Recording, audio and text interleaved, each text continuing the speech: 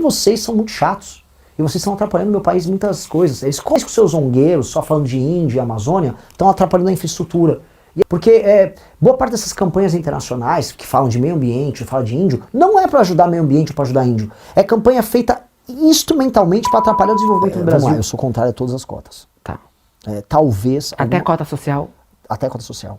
Eu acho que a cota social ela tá errada, porque a premissa de funcionalismo público de excelência e de ensino superior de excelência é excelência.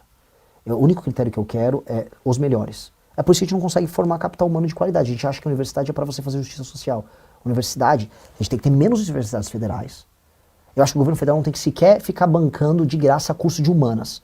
Nós temos que formar engenheiros, programadores, biólogos e médicos, gente de ciências biológicas e exatas. Formar advogado, vai fazer uma universidade privada. Quer ser sociólogo, vai fazer uma universidade privada. Primeira coisa. Segunda coisa, a cota, ela parte da premissa de que aquela pessoa não conseguiria chegar naquela posição porque ela vem de uma situação XYZ. Né? Então aí tem cota para, vamos dizer, cota trans. E se o trans tem grana? Por que ele não pode fazer uma faculdade? Sabe, qual o sentido disso? Aí tem um cara que é quilombola. Hoje o critério para ser quilombola, você pode ser branco e quilombola.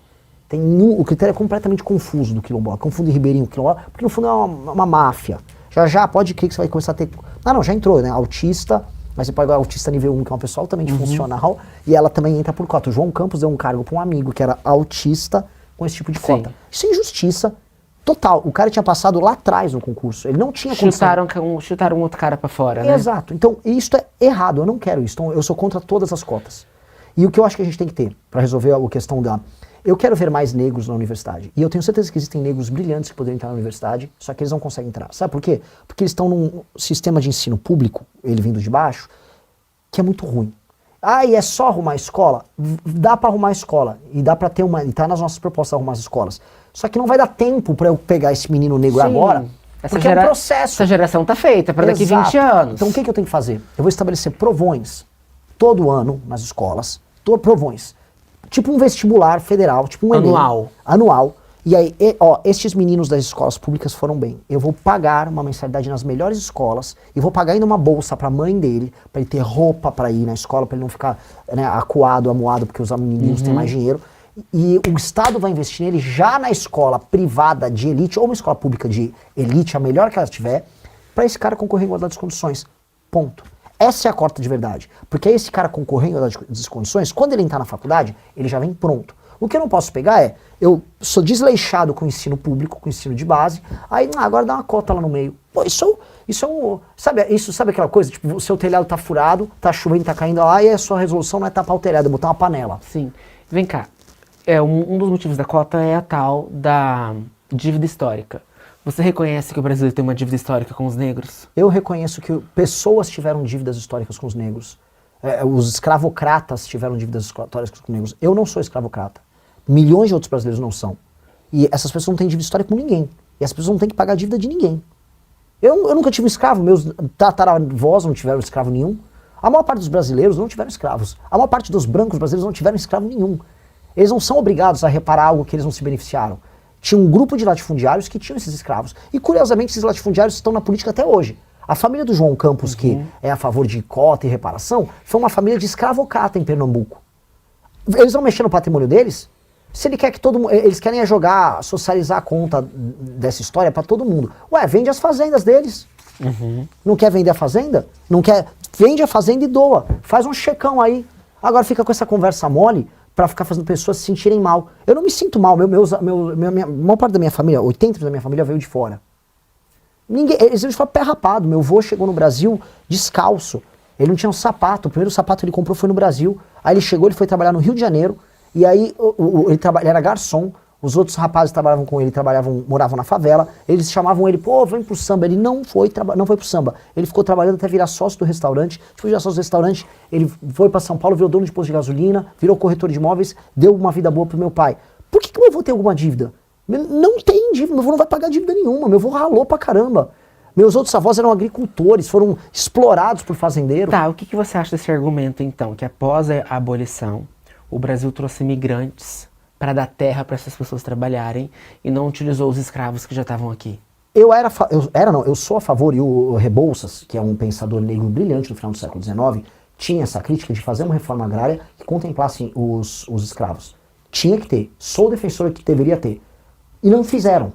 Não fizeram essa reforma. Dito isso, é mentira que a maior parte dos imigrantes chegaram aqui recebendo terra. A maior parte dos imigrantes foram trabalhar de servos nas culturas de café, por exemplo. Por onde vieram os imigrantes? Eles não foram trabalhar nas fazendas de cana lá no Nordeste. Não tem imigrante europeu no Nordeste. Os imigrantes vieram para São Paulo, foram para o Sul. Construir o Sul. Né? Essas pessoas vieram viver uma vida duríssima. Duríssima em colônias. Duríssima, uma vida horrorosa. Pouca gente fala da perseguição que os imigrantes alemães sofreram no regime de Getúlio Vargas. Perseguição. Os japoneses tiveram os bens expropriados aqui no Brasil. Expropriados porque eram japoneses durante a Segunda Guerra. Italianos passaram por perrengue. Minha família italiana não chegou aqui no Brasil dando uma terra. Eles foram trabalhar quase como um escravo na fazenda de um paulista, lá em Mogi Guaçu.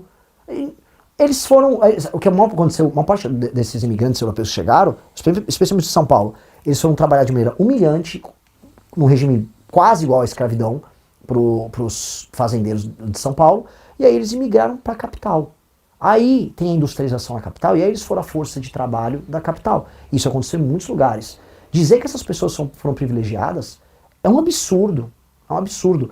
Isso, o que aconteceu com eles não é em detrimento do que aconteceu com os negros. Então você acha que é falsa essa afirmação? Eu acho que é falso transformar isso numa dicotomia.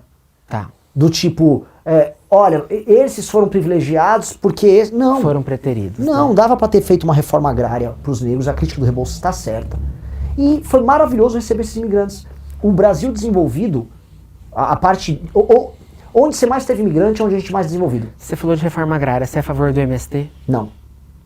Não, eu sou totalmente contrário. E eu digo mais, uma das minhas propostas é, eu vou parar toda a reforma agrária.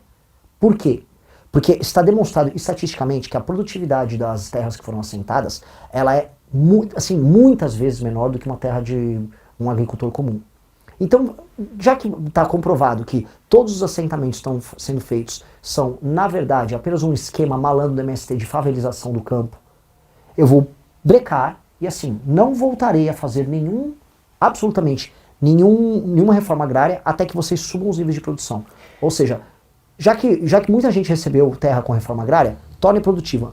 Enquanto não começar a ficar produtivo, eu não vou fazer mais. Uma das minhas falas na rede social é que o MST deveria ser declarado grupo terrorista. Você concorda com essa afirmação? No meu coração eu concordo.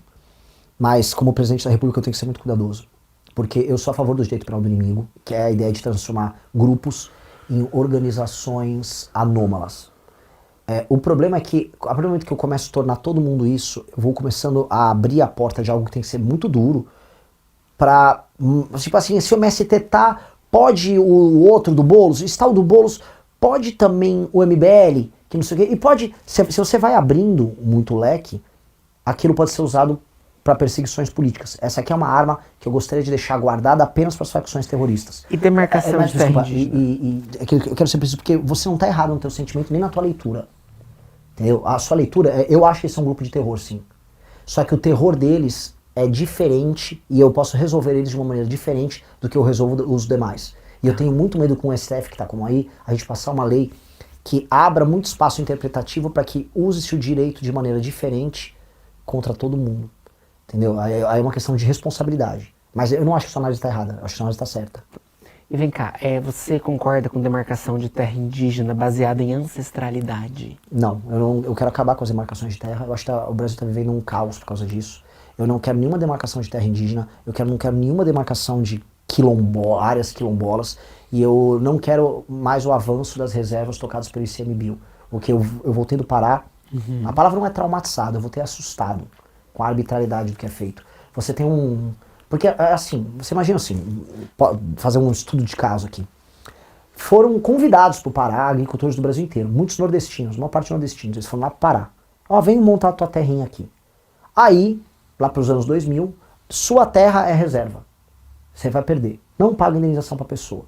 Aí empurra as pessoas para fora daquilo que virou uma reserva, e aí elas vão lá e tentam recomeçar agora nos últimos 15 anos uma vida pobre, ferrado, com uns boizinhos aqui, Aí vem o ICMBio e aparece lá e fala, não, essa área que você está chamando área de amortecimento, você está agora afetando nessa área, que não é reserva a reserva. E aí expulsa os caras como se fosse bandido. Isso é um absurdo. Isso é um absurdo. Tribos indígenas que são criadas do nada agora, que eles nem índios são, se você fizer um exame genético, uma parte deles são brancos. Ah, agora ele é um índio, agora ele tem que ocupar uma área. Isso é um absurdo, cara. Isso é nojento. Isso é sabotagem. Posso contar uma coisa engraçada? Pode. Eu fui ontem num evento para embaixadores europeus do mundo inteiro, tá? Fomos 60 embaixadores. Aliás, para dar inveja aos meus concorrentes, foi o maior evento para embaixadores de todos, foi esse. E aí tinha muitos europeus, muitos americanos. Os europeus, não, por que você não fala tanto sobre novos negócios com os europeus? Eu falei muito sobre Estados Unidos, muito sobre China, muito sobre Ásia, África. Eu falei, porque vocês são muito chatos.